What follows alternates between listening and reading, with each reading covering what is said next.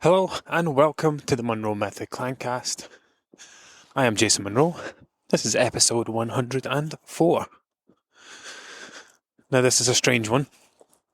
I am in the woods at 8:30 at night in the pitch black.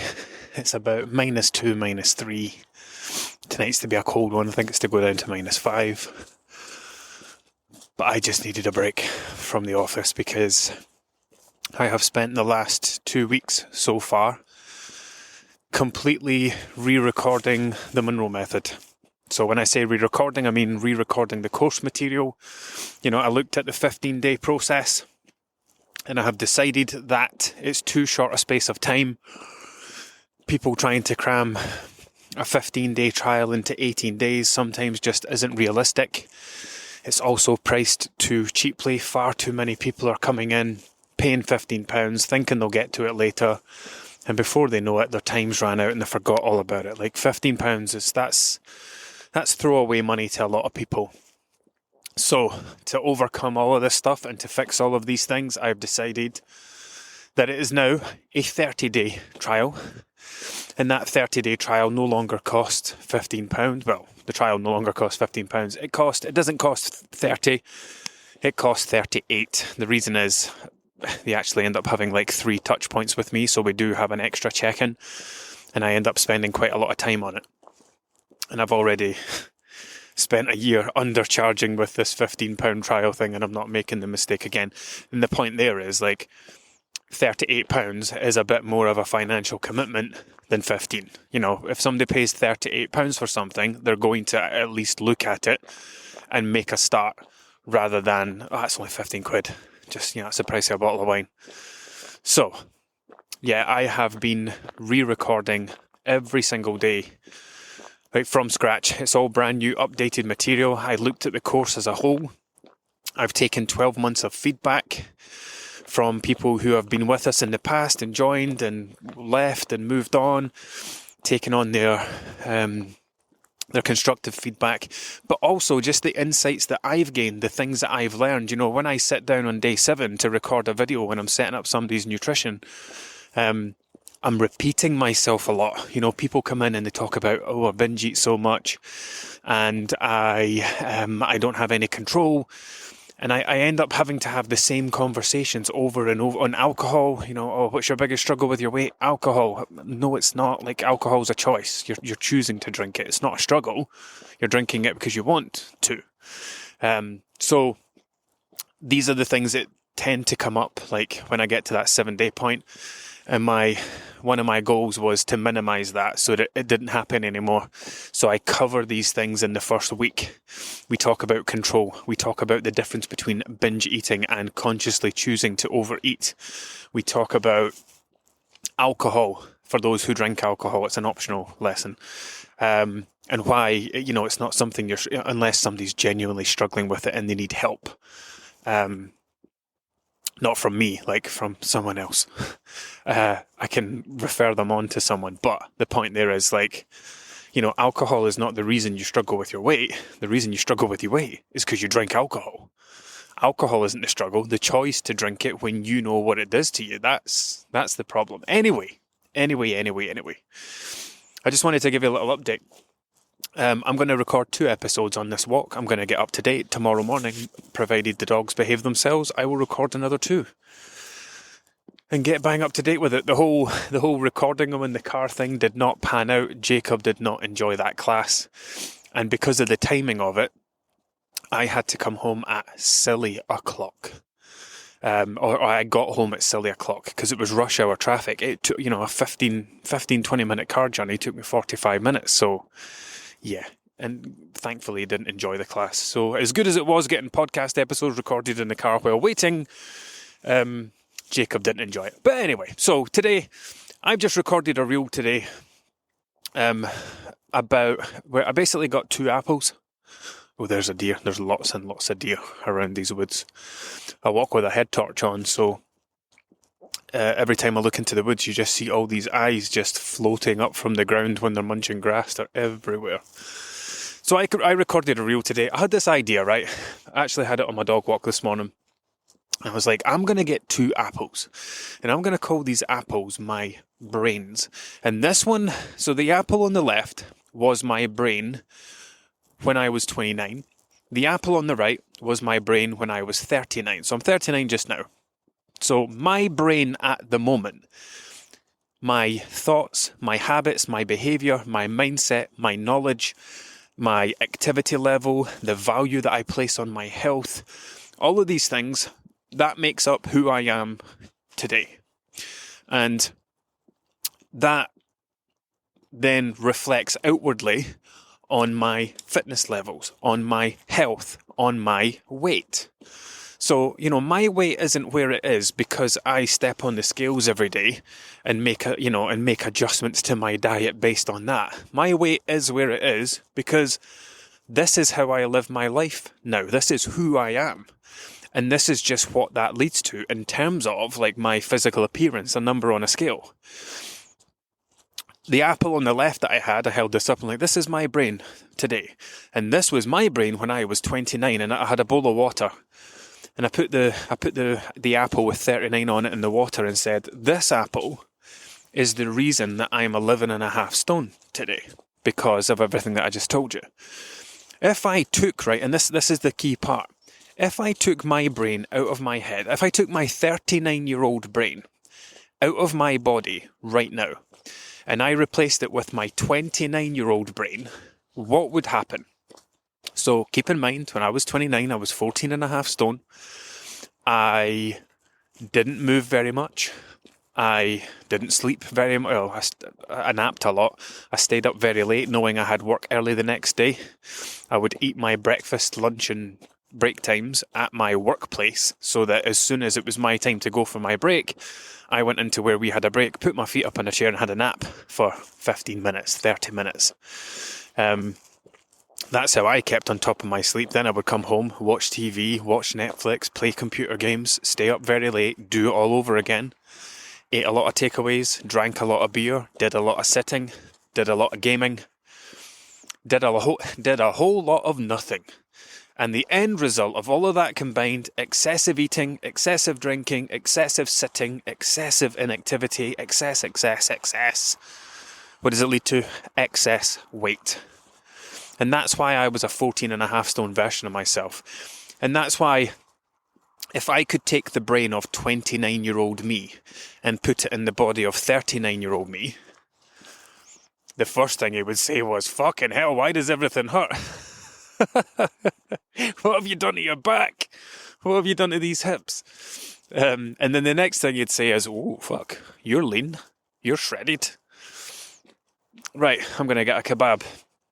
And what would happen?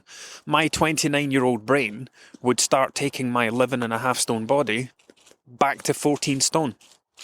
Because that's my, it comes back to that thing that we spoke about a couple of weeks ago, weight set point theory, where, everybody has a weight that they're supposed to be, and it's not a magical number, it's this is how you're living your life, this is the weight you're supposed to be, that's what your set point is. It's a choice. Some of the time. I know, I always feel the need to kind of, I don't know, just cover that and explain, I am very highly aware that not everything feels like a choice. I know there are things that you feel like you don't have control over. I don't want to invalidate that, but ultimately, the way that you want to live your life, you need to view things as a choice. If you want to sit on the couch all the time, that's a choice. It's not just the thing that's left to do at the end of the day. It's the thing that you're choosing to do at the end of the day. By choosing to do that, you are also not choosing to go for a walk in the woods in the dark. I wouldn't encourage anyone to do that. I've got a thing about the dark for some reason. But that's a choice. Everything you're doing is a choice. Sometimes it doesn't feel like it because sometimes we don't vocalize it as a choice. I'll give you an example. Let's say that you decided you were going to go for a run tomorrow morning. Now, you have not run ever, or you've not run for years, and you say, do you know what? I'm going to go for a run tomorrow morning. So you set an alarm, and that's it. right? No real plan. It's just that's what something spur of the moment. You decided, do you know what? I'm going to do that tomorrow. Your alarm goes off, you mute it, silence it, whatever, snooze it, and you go back to sleep. And you get up in the morning. Now, do you think you would feel bad for not going for that run? You wouldn't. You wouldn't feel bad. Because running's not what you normally do. Running isn't a part of your routine. It was just this thing that you fancied doing.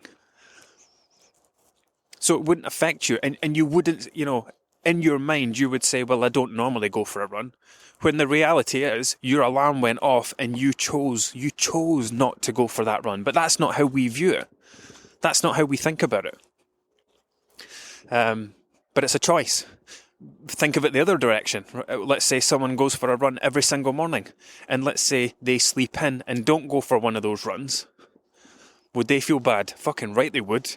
Because it's their norm. It's the thing that they normally do. It would feel strange to them. In fact, no, that's not a good comparison. Let's say they said they were going to have a lie-in, and their alarm went off and they went, sod it, I'm up anyway, I'll just go for a run. They're not going to see it as not choosing to have a lie-in. They're going to see it as going out to run and just doing what they normally do in the morning. Anyway, this took a bit of a tangent. Back to the apples. So, I've probably spoken about this at some point, but not recently. So let's wrap this up here, because I'm getting close to the motorway now, and I don't know how long I've been talking for. I don't have the benefit of timing of a recording like I do in my office when I record them. But here's a financial example that I use, right? And it's the same thing when it comes to putting that brain in your body. It's, let's say someone is absolutely horrible with money, constantly in debt. Credit cards, store cards, bank loans, they go from one to the other to the other. They're always in their overdraft. And it's not that they don't have money, it's just that they can't stop fucking spending it. So, relative passes away. Oh my goodness, there's like 20 sets of eyes in there. Let's say a relative passes away, or a rich aunt steps in and says, look, how bad is it? Tell me, and let's get it sorted. Right, Auntie Clara, I need 15 grand. Okay, darling, here's a cheque for 15 grand. So you get the cheque for 15 grand. You pay off the store card, you pay off the credit card, you pay off what's left on the loan. You get out of your overdraft and you are back to baseline. Incredible. But what happens? Because the person hasn't changed, the spending habits hasn't changed, nothing, not a single thing has changed about the person other than they now don't have debt anymore. And so what do? They go out and start spending because they've not changed in the bit. They keep going out for dinners, they keep going on holidays, they go back to buying clothes again. If you clear the debt of someone who's in debt, without them going on the journey of, I used to be in a lot of debt. If there's one thing that my kids will never be uneducated around, it is credit cards. I got a credit card when I was 17. Lied on the credit application. Capital One. They were giving credit cards to anybody. £200 limit. Ridiculous interest. That was the start of my journey into my early 20s. And it took me like late teens into late-ish 20s to finally get all that sorted out. But I went through the journey myself. I transformed as a person, and now I am shit hot with money. I have budgets, I have savings, I know what goes where every single month, I take charge of it all.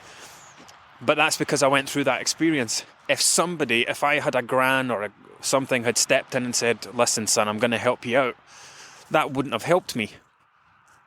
Because I wouldn't have gone through the experience of the hardship. I wouldn't have worked for it, right? I wouldn't have worked for that freedom. That's what it's like when it comes to your weight. You know, if I took the brain of the person who spends lots of money and put it in somebody else's head, that would turn that person into that version. They would then go start spending their money. And it's the same when it comes to your weight. It's the same when it comes to your body. Sorry, I'm next to the motorway. I'm going to wrap this up. But when it comes to losing weight, like, stop trying to change your weight. Stop trying to change your body. Like, Your weight didn't get where it is because of your weight. Your body didn't get where it is because of your body.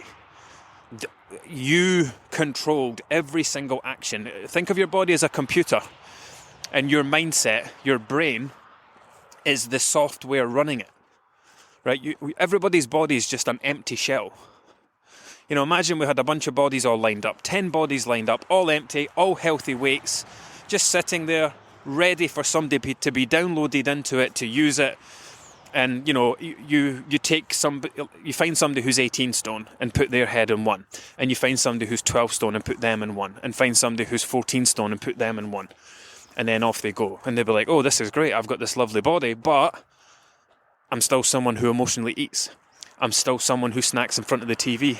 I'm still someone who drinks wine 3 nights a week at the weekend. I'm still someone who thinks they don't have any time, so I have to order takeaways 3 and 5 times a week. Those people would start doing the same to those bodies as they did to their own.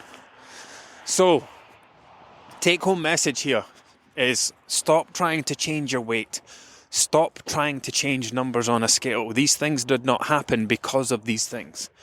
These things happened because of the way that you live, the way that you think, the way that you eat, the way that you drink, the habits you have, the behaviours you have, how active you want to be, how much TV you watch, how much sleep you want to get, how much scrolling you want to do, how hydrated you want to be. All of these things contribute to the bigger picture. Right, that's enough from me. God knows what this is going to be like, but I hope it's been pleasant to listen to. Maybe it's giving you that outdoor feel, that late at night, winter's evening, zero nature feel. Okay, until next time.